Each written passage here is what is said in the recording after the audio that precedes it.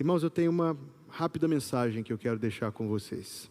E encontra-se no livro do profeta Amós, capítulo 8. Abra comigo a Bíblia no livro do profeta Amós, capítulo número 8.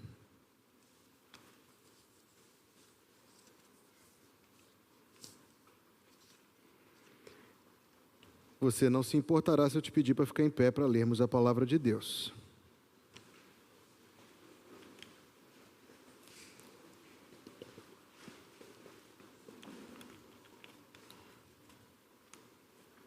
Amós 8, 1 e 2. O Senhor Deus me fez ver isto. Eis aqui um cesto de frutos de verão. E perguntou: que vês, Amós? E eu respondi: um cesto de frutos de verão. Então o Senhor me disse: chegou o fim para o meu povo Israel, e jamais passarei por ele. Amém. O homem que escreveu estas palavras, o profeta Amós, era um homem do campo. No capítulo 7 ele diz que ele era um boieiro, um boiadeiro. Ele era um homem do campo. Sua pele era queimada do sol. As suas mãos eram ásperas, rudes, pelo trabalho braçal pesado. Lidava com os animais, e por isso, quando nós lemos o texto que Amós escreveu, por meio de quem Deus está falando, nós encontramos um homem que fala sem rodeios. A sua linguagem é rasgada. Até mesmo as ilustrações que ele usa são ilustrações muito fáceis de entender, porque ele está pregando com a linguagem do campo. Ele não era um homem acostumado aos maneirismos, às cortesias da corte, às sofisticações, não. Ele era um homem simples. Quando ele sentava entre os outros homens do campo de Tecoa, ele não compartilhava de preocupações econômicas. Ele também, por ser um homem do campo, nós imaginaríamos ser provável ele imaginar preocupação a respeito da chuva, do sol, das estações. Mas quando este homem de Deus falava sobre preocupações, as suas preocupações eram preocupações espirituais.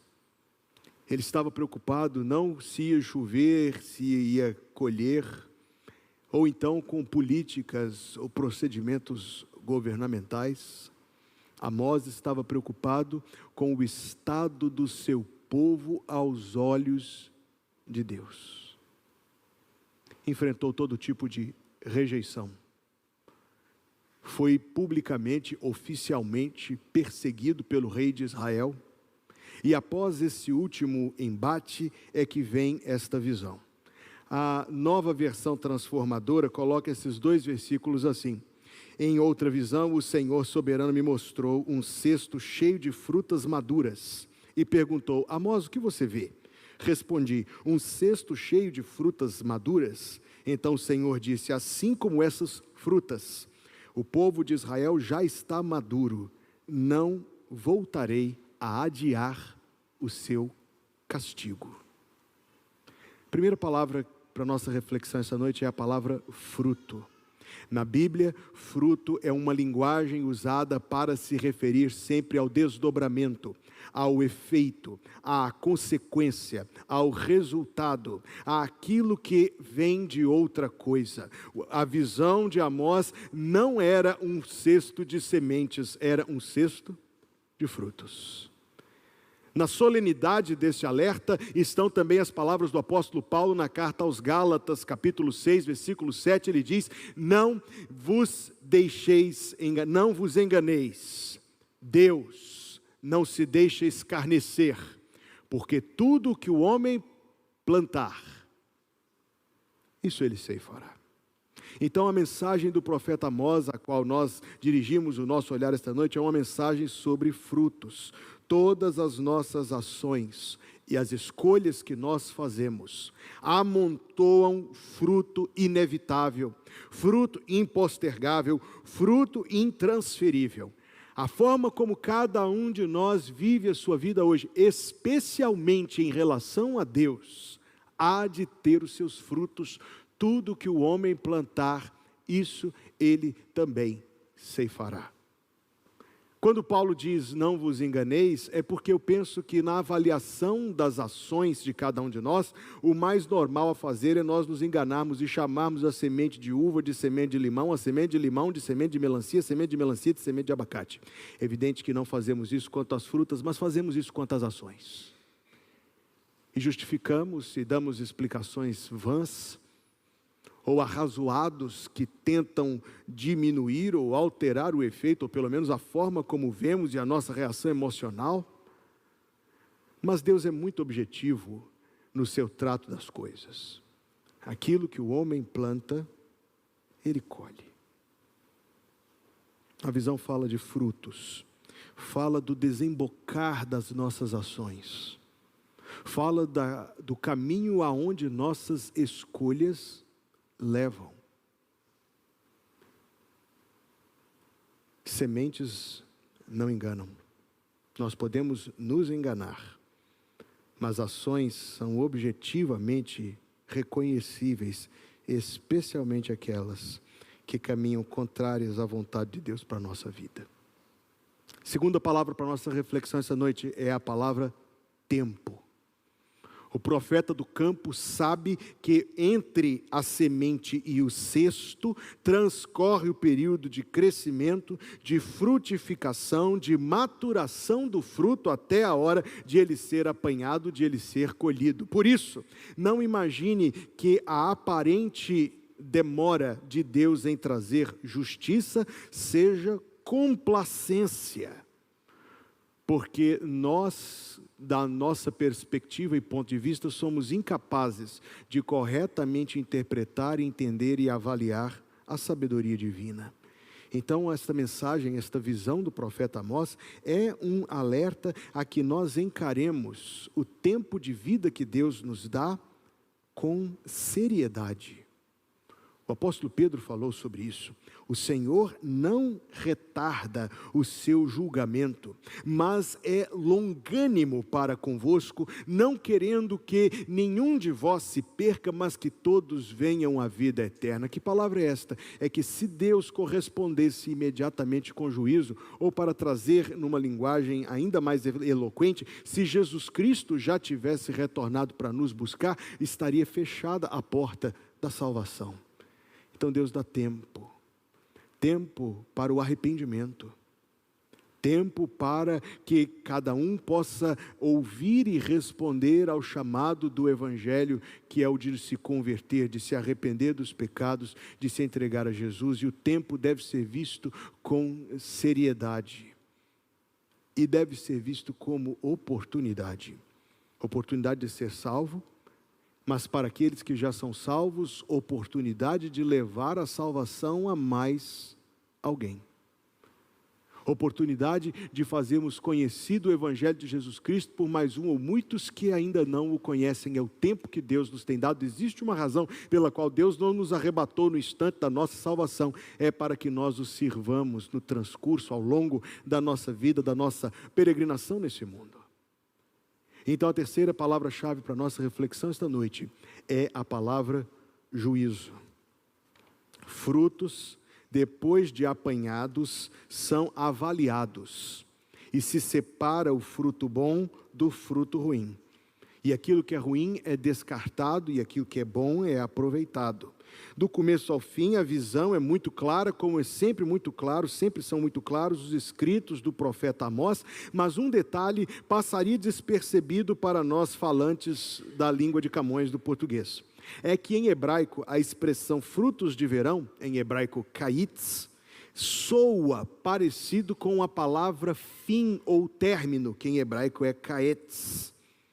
Então há um jogo de palavras aqui no versículo que aponta tanto com as palavras quanto com a alusão que as palavras fazem a mesma coisa, porque quando se colhiam os frutos do verão era o fim do ano em Israel. Seguia-se um período de estiagem, seguia-se um período durante o qual o trabalho não era feito, não o trabalho do campo. Ou seja, o fruto é o que vem no apagar das luzes, mas depois de colhido ele vai ser examinado e avaliado se é bom ou se é ruim. Sabe qual o conselho da palavra de Deus que eu oro que caia no seu coração com muita profundidade e com muita solenidade?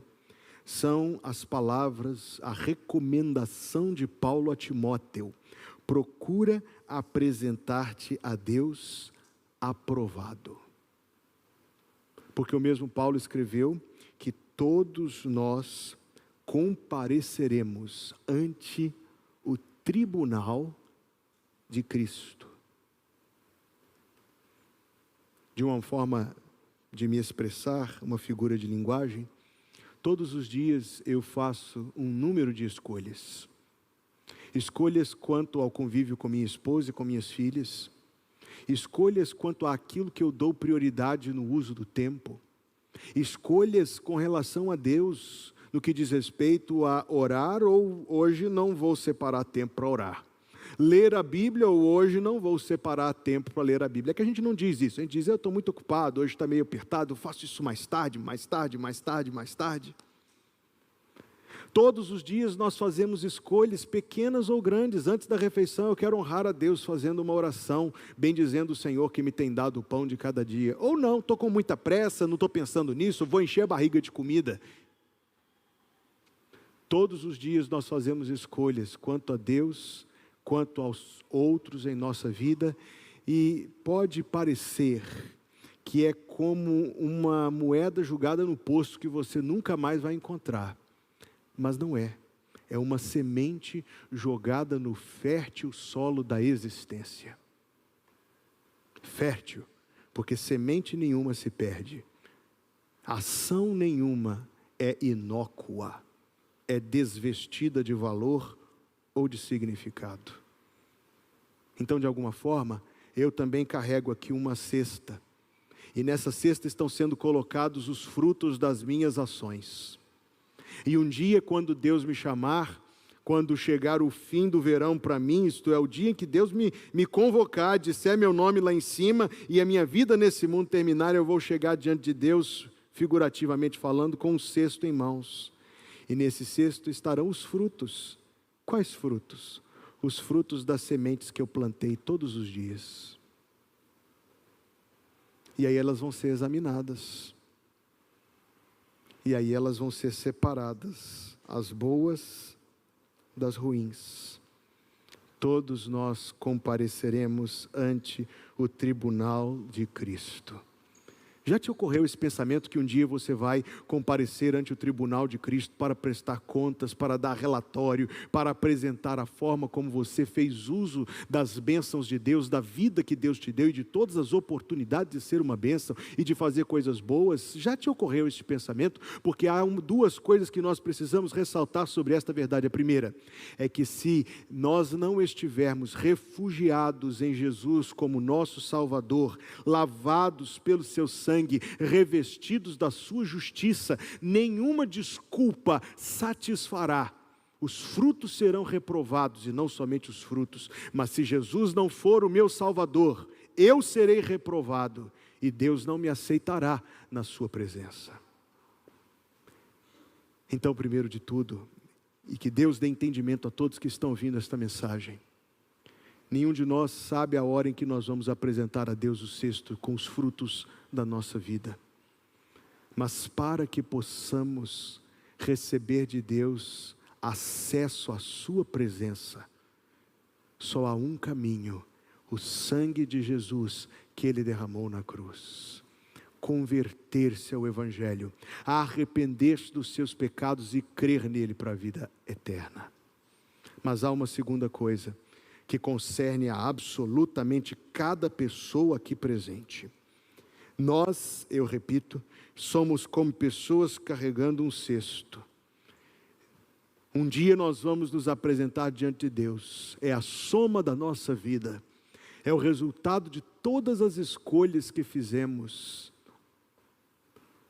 Irmão, meu irmão em Cristo, o que é que você está colocando nesse cesto? Porque o cesto de frutas não é para você, é para o Senhor. Hoje de manhã, nossa irmã Terezinha, onde está o Cláudio? Nossa irmã Terezinha mandou para mim umas mangas deliciosíssimas. E eu estou contando para você, mas não vou dividir com você, só para mim. Ele mandou umas mangas deliciosas, enormes, precisa ver. Me alegrou o coração. O fruto, o total da nossa vida não é para nós, mas é algo com que nós vamos chegar ao Senhor e vamos dizer: Senhor, isto aqui foi o que eu passei a vida toda preparando para Ti. Pense nisso, porque às vezes eu olho para o meu cesto e falo assim: é isso aqui que eu quero entregar para Jesus? Será que Ele não merece frutos melhores?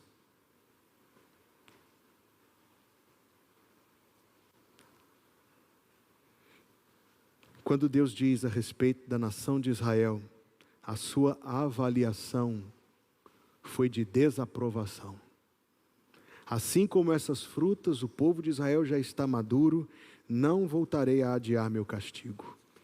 E ainda depois que Amós pregou essa mensagem, transcorreram-se 30 anos, até que o juízo de Deus veio sobre o reino do norte, chamado nação de Israel.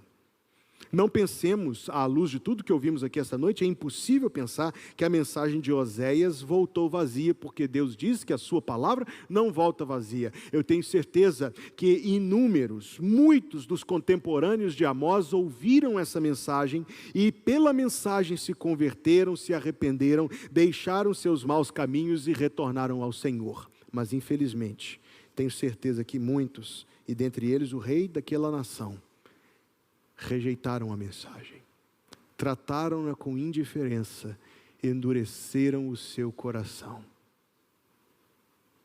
Se hoje alguém ouve esta mensagem com o seu coração, está sendo chamado por Deus a crer em Jesus como seu Salvador. Se hoje alguém ouve esta mensagem, mesmo um crente em Cristo Jesus, está sendo chamado por Deus a viver a sua vida de tal maneira, a produzir frutos que honrem, que glorifiquem, que dignifiquem, que exaltem o nome do Senhor, que alegrem o coração do Senhor. Quando você trouxer o resultado da sua vida e disser: Jesus, foi isto aqui que eu preparei para ti. Guardemos, irmãos, com a graça de Deus, esta visão do profeta em o nosso coração. E que Deus nos dê graça para entender o que Ele está dizendo sobre a forma como Ele contempla e avalia a vida de todos nós. Vamos orar. Curve a cabeça e feche os olhos. Pai Celestial, obrigado. Obrigado, Senhor, por esse tempo na Tua presença, na companhia uns dos outros. Muito obrigado por todos os momentos deste culto. Muito obrigado pelas canções que foram cantadas, por todas as inspirações e encorajamentos que concedeste ao coração de todos nós. Sobretudo, Deus, mais do que qualquer outra coisa, obrigado pela Tua presença entre nós. Obrigado pela mensagem da Tua palavra. E pedimos, Senhor, em nome de Jesus, que ela encontre lugar no nosso coração. Que o Senhor mesmo, pela Tua graça, Deus, dê entendimento do Evangelho e que possa haver salvação nesta casa, esta noite, para a glória de Jesus. Que possa haver, Senhor Deus, no coração de todos, uma compreensão, Deus, do propósito pelo qual vivemos neste mundo, que é o de Te honrar, que é o de Te glorificar. E que assim seja, Senhor Deus, que a vida de cada um e de todos seja para a glória do nome do Senhor. Obrigado, Senhor, mais uma vez, e suplicamos que a Tua presença nos acompanhe, que o Teu favor esteja sobre nós ao longo da semana que hoje se inicia, Pai, que em tudo possamos ter o Teu cuidado, a Tua proteção, a Tua bênção sobre as nossas vidas. Que o Senhor Te abençoe e Te guarde, que o Senhor faça resplandecer o Seu rosto sobre Ti e tenha misericórdia de Ti. Que o Senhor sobre ti levante o seu rosto e te dê a paz, no nome de Jesus. Amém.